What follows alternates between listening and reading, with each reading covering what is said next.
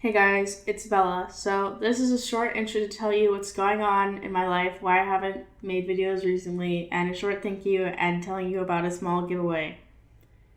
If you're just here for the conspiracies or just don't really give a shit, then click the screen now or skip to the number that's displayed on the screen. Alright, for the rest of you, I want to say thank you so much for getting this channel to 18,000 subscribers. I know that may not seem like a lot, but I've been doing some random shit on YouTube for the last 5 years, and it's cool to finally see some progress.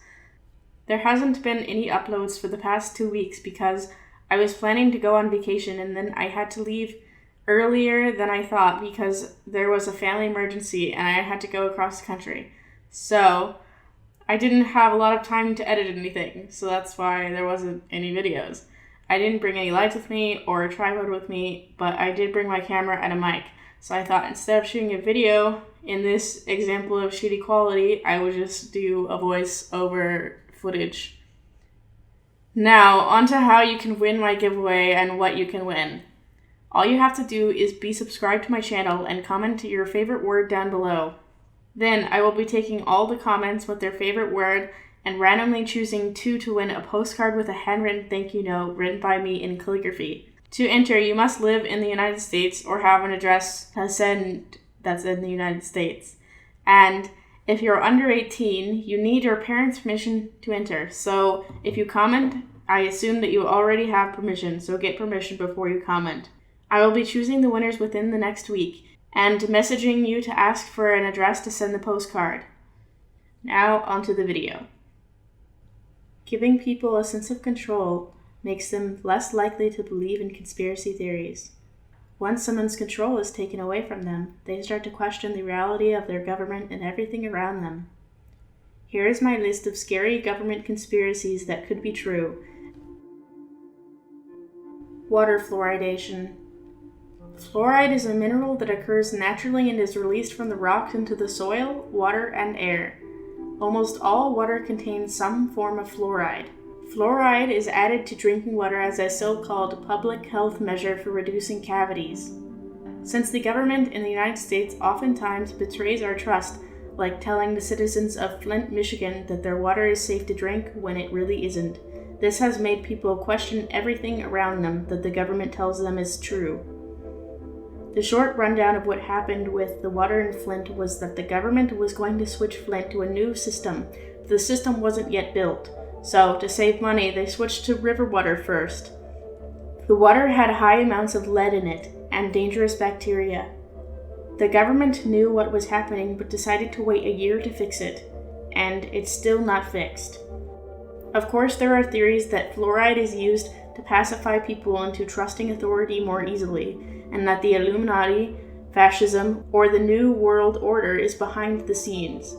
There are also theories like fluoridation is a smokescreen to cover failure to provide dental care to the poor.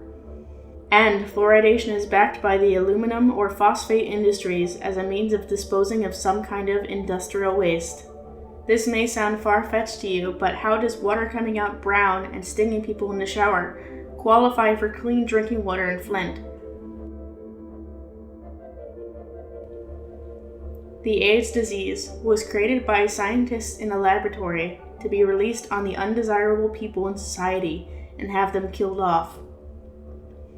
This could have also been a measure of population control. The AIDS crisis occurred in the USA in the 1980s and since then has killed millions of people. During the crisis, people flooded to the White House and spread their ashes of their dead loved ones on the grass because the president refused to take immediate action to make medication immediately available.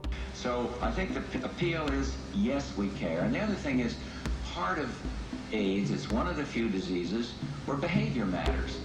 And I once called on somebody, well, change your behavior. If the behavior you're using prone to cause AIDS, change the behavior. Next thing I know, one of these ACT UP groups is out saying Bush ought to change his behavior. You can't talk about it rationally. Got to watch the people depositing the ashes on the White House. A woman from the local Washington, D.C. area interviewed me and asked me, did I see what happened? I said, yes, and she asked about this. And I said, the purpose of these people coming here is because George Bush and his administration has done nothing with our lives, so we bring our dead to you. And they were determined to deposit the ashes of their loved ones on the White House steps. And with those horses, not even wild horses, could have kept those people away. Why would the president not take action when millions were dying? Because the people who were dying were seen as undesirables, and he could have had some kind of insider knowledge into the whole situation.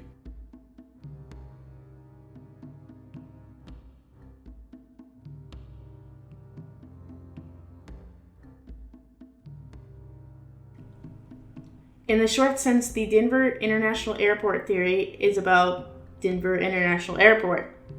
The theory is based mainly around the odd shape of the airport itself, and that it is in the shape of a swastika. While many have pointed out the swastika shape once meant peace, which is why the Nazis chose it, they should know that it doesn't mean peace anymore. The other parts of the theory are based around the strange art murals in the airport, like this one about genocide and the Holocaust. Then, there's the fact that the Denver airport is fucking gigantic and has an underground baggage carrier system that was put in but failed to work, so it just isn't used. The theory states that there is an underground city or bunker type of place for the New World Order and all its followers when the world ends. A couple of times I met guys, that install drywall and do painting and things like that. They would be taken to the Denver airport, and they would go down these huge freight elevators that would go down, and they would end up in this huge underground complex where they would do work. There's trains running underground from the Denver airport into shelters inside the Rocky Mountains. And because Denver is sort of close to the center of the country, it was equidistant for anyone to fly to if, say, they had to fly somewhere in an emergency. The American Stonehenge was paid for by an unknown person and is a sculpture with laws on them. While it could be an art student trying to make a statement, many people believe that these are laws that will be enforced after the apocalypse. Carved into the stone it reads, "Keep population under 500 million. Chemtrails are the term theorists use for the ice crystals and water vapor left by airplanes. Chemtrails are supposedly chemicals sprayed by the government planes or, unknowingly, airplanes that come down on the earth and make us sterile. GMOs, or genetically modified organisms, are seen to some select members of society as harmful. One of the concerns that actually is reputable is Monsanto makes GMOs. Monsanto is given a bad rep because they were first a pesticide company, and they have engineered many of the dangerous chemicals and exposed countless people to the wastes and poisons of them.